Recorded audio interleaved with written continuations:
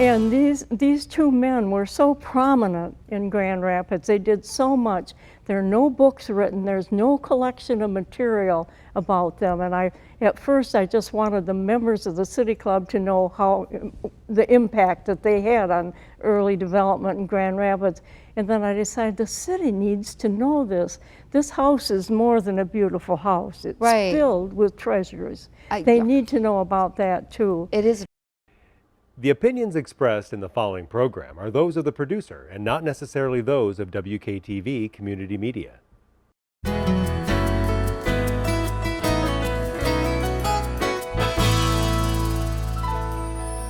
Hello, West Michigan. This is GrTV Media Business TV. My name is Pamela Keim, your host. The spirit of the show is to introduce West Michigan to all the businesses, nonprofits, individuals that can help us thrive in our lives. And we have a very special guest for you today.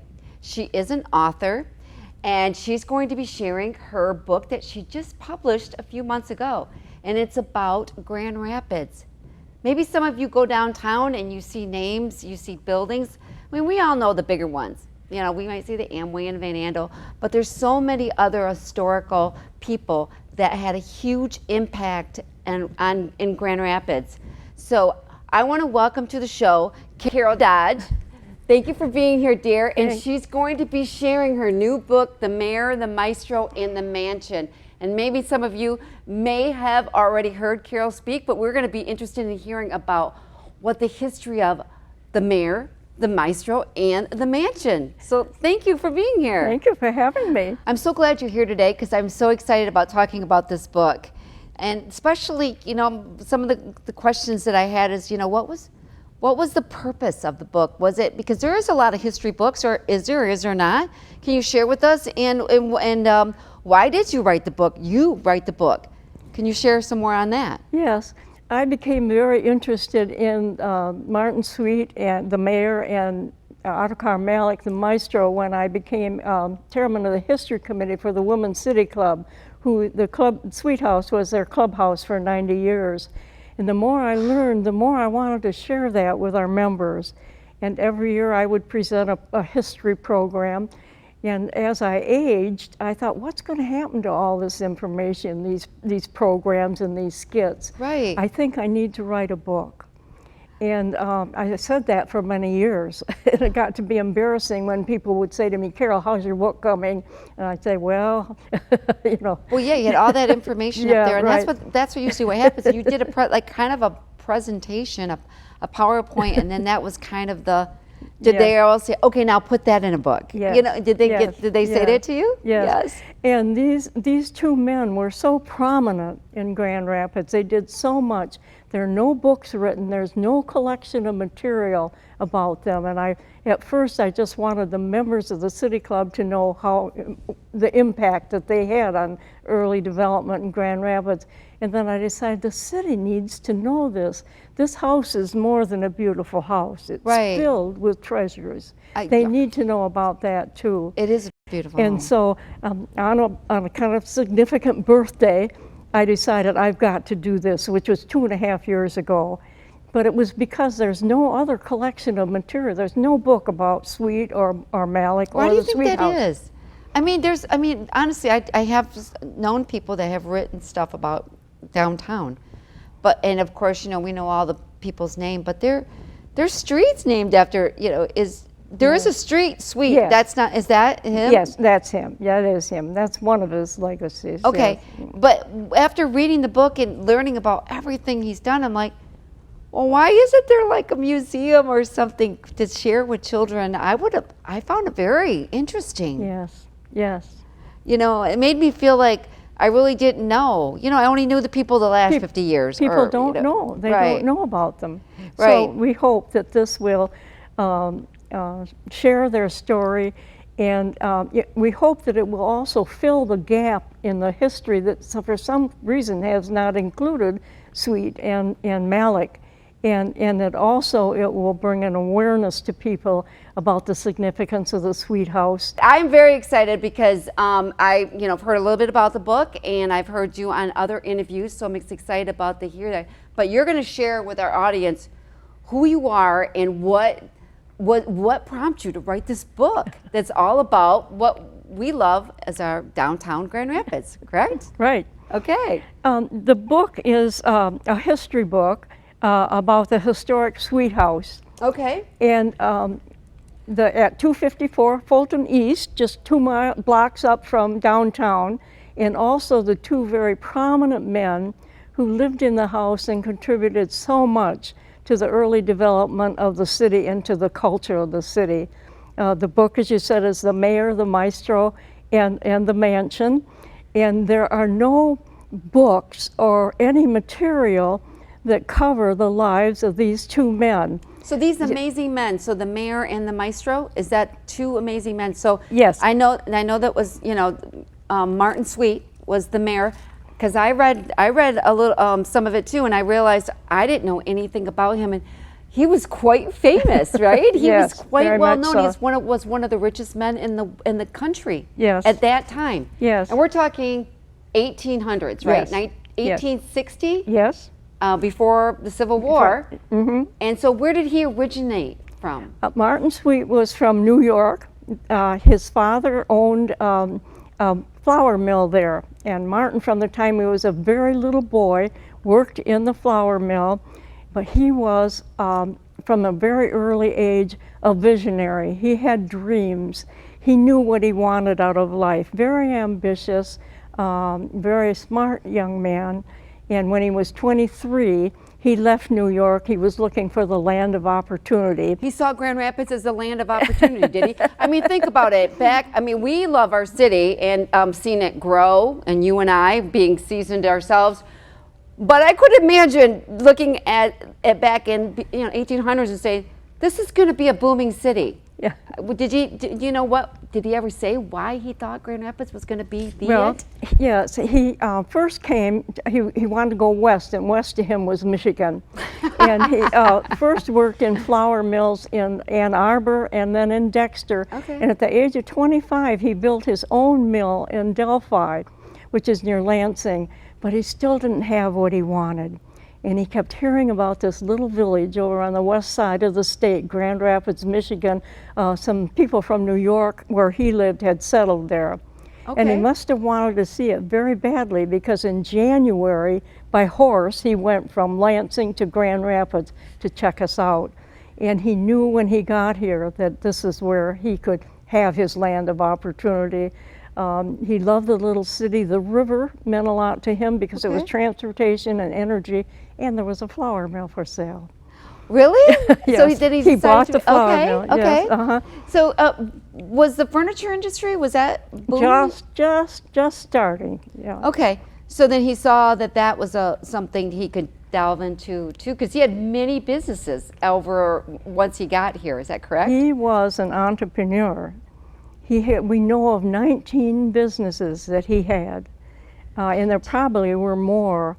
2 furniture companies, a railroad company, a bank, a hotel, 3 farms, an iron works, a saddle and harness shop, 2 gravel companies, a plank road, and well, he built a hotel on, from what I understood on reading, he built a hotel where the Amway stands today. Mm-hmm, mm-hmm. You know, so he was kind of, I guess you could say, kind of royalty. That people saw him as so successful. Yes. That he kind of came here and created the American dream. Yes, absolutely. On that one.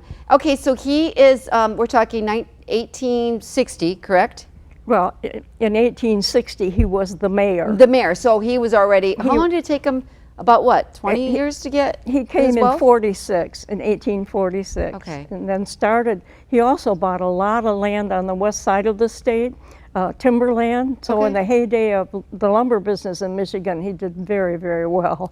There's a lot of great pictures in there. Where did you like, were they in a box somewhere? Where did you get a lot of these pictures at? The Grand Rapids Library, the old pictures were the local history department, very, very helpful. Okay. The section about Malik, I'm so thankful for a grandson and a granddaughter that had boxes of pictures of the Maliks in programs, and they shared them with me. Do they still live around here? I mean, is They their live in legacy? Massachusetts, They're in yeah. Massachusetts. Okay, so their Yeah. bloodline's still here. Right. Or, you know what I mean? Well, okay. So let's get. So he comes here from New York. Yes. He becomes he brings a wife, correct? Yes. Okay. And you say her name. So Desdemona Desdemona Higgins. Higgins. Okay. And she came from a very well-to-do Very family. affluent Positive. family. She must have saw some potential into Martin, because he wasn't rich himself yet, right? Well, it was coming. Okay. He had already moved, he left New York, left her to come to Michigan, and then he built his mill here, Okay. or in Delphi first, and that's when he went back to get her, and she came to Michigan. And then after he bought the mill in Grand Rapids, she moved here. Okay. Uh-huh. And then he comes here and he lives the American dream. He's very successful entrepreneur, whatever. And then he decides, I'm going into politics, right? Well, not exactly. Okay. The Republican Party was new. Okay. In And Grand they Rapids. Okay. wanted a mayor very badly. Before the election, the newspaper said Grand Rapids will never have a Republican mayor. It would be an extraordinary thing if a Republican mayor was in Grand Rapids. Martin Sweet was an extraordinary man. Yeah, I guess. He agreed to run, and he won overwhelmingly. Did he? Well, Yeah. he must have knew a lot of people must have thought he was very successful, very smart. And he was very nice. He was a nice man. He was highly respected. Not only was he the richest man, but he was a good man. Right. And so now it's owned by The Sweet House Foundation. Yes. And it is, you can go there for tours, correct? Yeah, You yes. have to, And it's a venue. Right. Uh-huh. And you can get married, and Oh, like you yes, said, I beautiful. saw many pictures on that. Okay, so I hear that it could be haunted. Well, Is that true? Yes. Many of our members believe that. We have a lovely set of pictures of Desdemona and That was Martin there Martin's in wife, the book. right? And when we hung them, they were found after several years and hung up in the house. And about 2 days after they were hung, someone didn't know Desdemona's first name is Submit. Submit? Submit, yes. That would And be very popular today. whoever made the plaques for the pictures didn't know that Desdemona never, ever used that name. Even on her tombstone, it says Desdemona Sweet. Okay. But they put Submit Desdemona Sweet on her name plaque. 2 days after the picture was up, the name plaque had fallen down. And the manager came in and fixed it. 2 days later, the same thing. And so the members felt for sure that that was Desdemona's way Right. of telling us. Okay. And then there are people who have felt images. We had a chef at one time who, when she'd go into the kitchen first thing in the morning, she could hear like the rustle of petticoats, You're kind of kidding. a whistle noise. Uh-huh. Mm-hmm. Oh, how And there's exciting is other that? instances of a lot of fun little stories Right. about Well, Desdemona. you would think something that's old as that, in the 1800s, she had a lot of guests too. It's not that anything Yes. bad, but I mean, can you name some of the famous people that came there? I can't. I do know that during the Civil War, on the lawn of the Sweet House, they had events like a reception for the Union soldiers. Okay. She did do that, and she belonged to some organizations, and I know she hosted them, but I don't know names of people that She was quite beautiful, though. Well, that's what we're told. That's quite right. beautiful, and she dressed very, very elegant. Oh. And so I bet you she was one classy lady, I think right? so. We have no pictures of the inside of the house, but we feel that it must have been a showcase because of Martin's money and Desdemona's desire for just the very best things. So, okay, so he goes into politics. He does very well, Oh, yes. right? Yes. And then but only one term. He only served for one term. what was one term because- then? 4 years still? No, just 1 year. Yeah. 1 year? Yes. Uh-huh. He just with all his businesses, that's all that he could do. But one thing I found very interesting, he just insisted that the budget for the year for the city be divided in thirds: 1/3 for the city, 1/3 for the school, and 1/3 for the poor. And I thought that was very Yeah. nice, I like right? it. Mhm. I mean, people like that. Okay, and now let me see if I have. Okay, so the Maestro, he's connected. How he's connected to the house. So Yes. share with that. How is the Maestro? It's all about music, correct? Yes. Yes. Yes. Ottokar Malik contributed so much, and who knows more Ottokar Malik? Who even knows that name? I didn't. He was an international concert pianist. International concert pianist that lived in Grand Rapids, lived in the Sweet House, and who knows him? He was born in Bohemia in 1875. When he was 6 years old, he started piano. At age 21, he was touring Europe, played for royalty all over, and a goal of young musicians at that time was to play in the biggest concert hall in Berlin. And in 1902, he had that date. That evening, he was going to play at the, and you made it when you did that. Right. That morning, he received a Dear John letter from his fiancée, and he became distraught. He went to pieces. He destroyed every letter he had from her, every memento he threw away. He was able to get passage on a ship to America, and he left. And the newspaper said, and he left also hundreds of people in the concert hall who were looking forward to hearing him. He went right to Chicago. He had family there. And for 3 months, he didn't even play the piano. He tried to get his life back together. Well, it came along. In 7 months, he was touring the United States with rave reviews, always a standing room only audience. And newspapers, I have tons of clippings of reviews. They called him the second Chopin, brilliant, and so on. Well, he did fall in love again, finally, got over it, and married, and he decided to change his career. For 6 years, he toured America, and he decided to become a teacher. And he taught in 2 music colleges in Chicago, and he also had private lessons.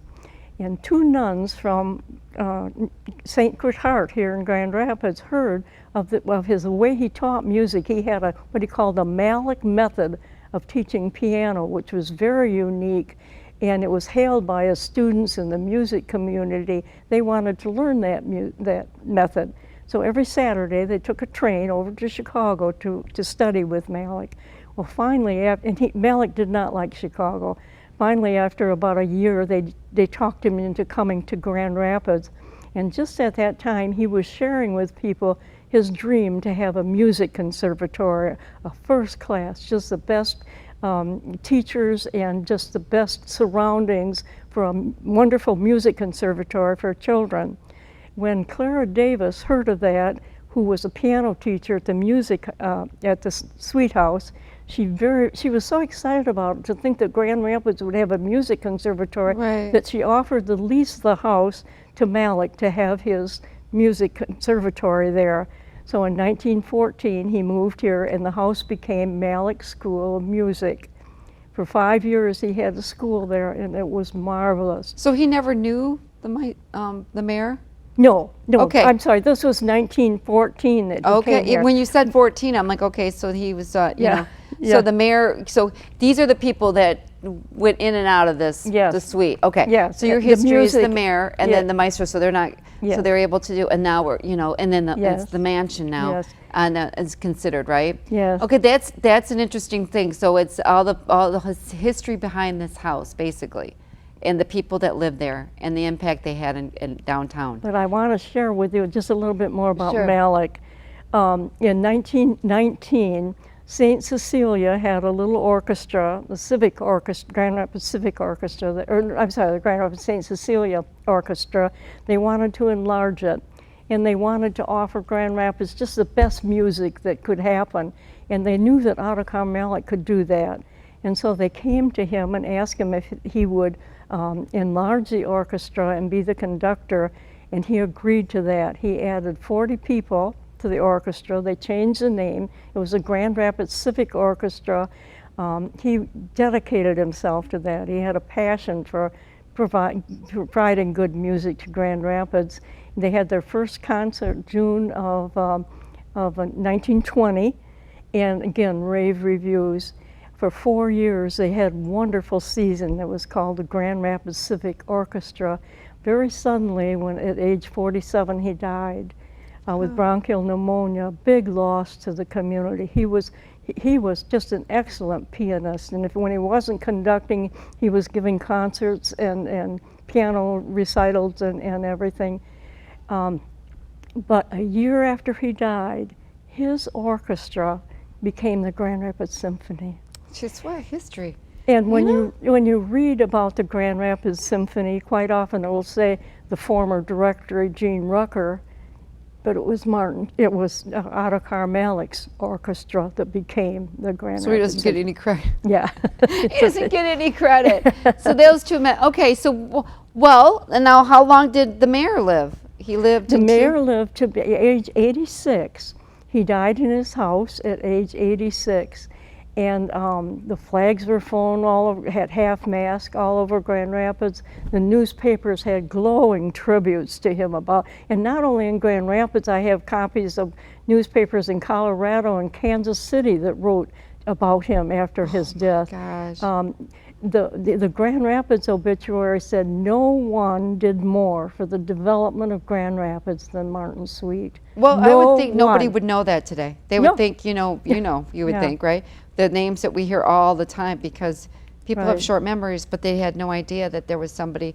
Like I said, I was so glad when this was brought to my attention, because I didn't know either on that one. It's really nice. Okay, so what is this is the mansion, correct? Is that what they have that? Okay. Yes. So that's and it is a beautiful, and it's got Yes. beautiful artwork, and it has a beautiful fireplace. Yes. And you can have it on the venue on that one. And then there's anything else that I missed that is historic about the book? I mean, the 90 years that the Women's City Club was there, they did so much, they took such wonderful care of the house. But the City Club was a private social club, and only on special occasions like Art Prize or the Heritage Hill home tour, was the house open. So it really was the best kept secret in Grand Rapids. Yeah, for I learned years. that. I learned that in 2017. Yes. Oh, when somebody brought me to have lunch there. Yeah. And I'm like, what is this? But it was basically kind of the well-to-do women that started this That started it, yes. women's city club, and they kind of helped, I guess it was like get together, help do social. They probably raised money. They probably did a lot of things for the community, right? They did. And the third section of the book is a walk through the house. Every room has treasures, and every treasure has a story. And what was the one where you share found brick or something that was hidden for years, and then they discover? What was that about? Well, we had pillars by our driveway, and someone knocked the pillar down, and we found that brick in there in the pillar. And we're not exactly sure what it is. And a horseshoe, we found a horseshoe in there, hoping that maybe it's from Martin Sweet, one of Martin Sweet's horses. Really? But we don't know for sure. Yeah. So, did anybody, when you were writing the book, what's been the impact? I mean, has people come up and said, my dad used to know, anybody's great-grandfather, any of that information? Yes, it's been wonderful. I was a docent for Art Prize, and a woman came to the door and said, I'd like to talk to you. Martin Sweet, there are three things that really impact his legacy, and one was he was an expert in agriculture and cattle breeding, and and he wanted the very, very best of everything, and he thought the best cattle were Friesian Holstein cattle, and there were none in Michigan, and so he hired a man, Louis Tenkanek, to go over to Holland to buy a herd of Holstein cattle. He bought 125, and the insurance to transport those cows here in the 1880s was $20,000 then. So it was a very expensive venture, and he had a herd of 125. Well, this woman's great-grandfather was this Tenkanek that went over to the Netherlands. So I heard, I learned a little more about that interesting? Yeah. Yeah, and even in the house, there's such a history. Besides the artwork, there's like the ceiling and stuff. I thought was from gypsum. The plaster, yeah. Yeah, from the gypsum mines. The rosettes on the ceilings, that's from Grand River gypsum. Right, right. Yes, we have an imported fireplace from Italy, beautiful marble fireplace. We have a captain's table from the Civil War. It's a desk that they carried around from post to post. In the smaller dining room, we have a 14-foot mahogany table made by Berkey and Gay that was given to us by a Mrs. Samuel Lemon. And she and her husband were very active politically. Whenever a national politician came, they invited him for dinner, and she gave that table to us, and 4 presidents ate from that table. President McKinley, Taft, Teddy Roosevelt, and then later when it was in the Sweet House, Jerry Ford. So we call that our president's table. Well, that is really, that is such great history. And he does the cover, you know, we're going to bring some attention to that. I mean, who designed that? And it looks like, at first when you look at it, you might think it's Abraham Lincoln, correct? Yes. I mean, well, 1860, Yes. and at first thing when I saw that, I'm thinking, did he meet Abraham Lincoln? So this is Martin Sweet and the cover, right? And this is Yes. the home. Yes. And now when people look at the cover closer, they'll probably say, yeah, I walk by that or whatever. It's by the downtown Granite Community Yes. College. Yes. You know, it used to be Davenport, not too far from them. And then this is who designed it. My nephew did, from Chicago, Jay Bogartis, and I'm so proud of that. I'm proud of the whole book, really. When I started out, I was just going to write about Martin Sweet, and I thought it would be a little kind of a pocket book. Right. Well, when I got almost through with Martin Sweet's story, I had people say to me, Carol, you need to write about Ottokar Malik. And I had planned to write about him, but I thought I'd wait till after I got through with Sweet. And I thought, well, how See nice. how this goes. How nice to have them both together. Right. And then as we finished this, and I worked with 2 wonderful, wonderful editors, they said, Carol, you need to write about the house, the treasures in the house. Yes. And so the book became 3 parts. My little book has turned into this. Well, it did, and I did see some of you. You are on the website of the Yes. Sweet House, and you did the video, and I was very enthralled on, because I went there. I just didn't get all the details as you would share with that, the historical background and whatever. Okay, so you have anything coming up? You have any book signings? Where can people find the book? And Yes. you know, how can people get a copy? Maybe Yes. they would like you to come and speak at their luncheon, or That would be maybe wonderful. a board, even people have, you know, board meetings and stuff and want to share a little bit about the book. I do have some engagements coming up, and we hope to get more. I think that's the way to distribute our books. I want think to tell so. people about it and show them the book. It's a beautiful book. It's 260 pages. In addition to the pictures, we have a map of downtown Grand Rapids, all the spots where Martin Sweet was involved. You could walk to take the tour, and there's a wonderful family tree of the Sweet House. Beautiful, beautiful pictures. I am very, very blessed. An anonymous and very generous donor donated all of the funds to pay for the publishing of the book. Oh my goodness, And that is very the nice. donor gave the book to the Sweet House Foundation. I have given the copyrights and the registration to the foundation, so they own the book. We're not selling it. In exchange for a book, we're asking for a donation to the Sweet House Foundation. Now, we do have books, though. We hope it'll have widespread somewhat. So would they go to the website to get that? Oh, yes. You can call or the website. The phone number is 616-459 5484. Okay. The website is sweethousefoundation.org, and you can order it that way. Well, this would be a wonderful book, to interrupt. This would be a wonderful book to give as a Christmas gift. It would I mean, be. the holidays coming. It can stay in the family for, you know, the next generation. Yes. And the more you know about your city, the more you would be able to go, you know, see the home, go down certain streets. As I don't know some of these people, but we're listing them, like Louis, is it Louis Campo. is it Campo? What, Campo. Campo, yeah. And I drive down that street all the time.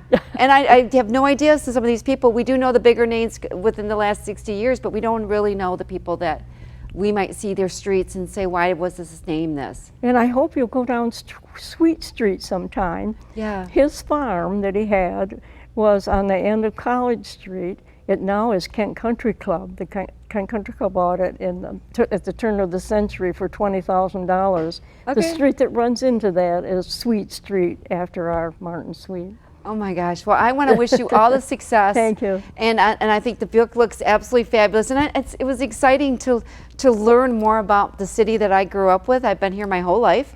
And now I'm going to feel a little bit, but I'm going to have a little bit more information when I get to my next dinner party. But I want to thank Carol Dodge for being here. Thank you very much. Appreciate it. This is Pamela Keim from GrTV Media, and we will catch you next time. Take care, everyone.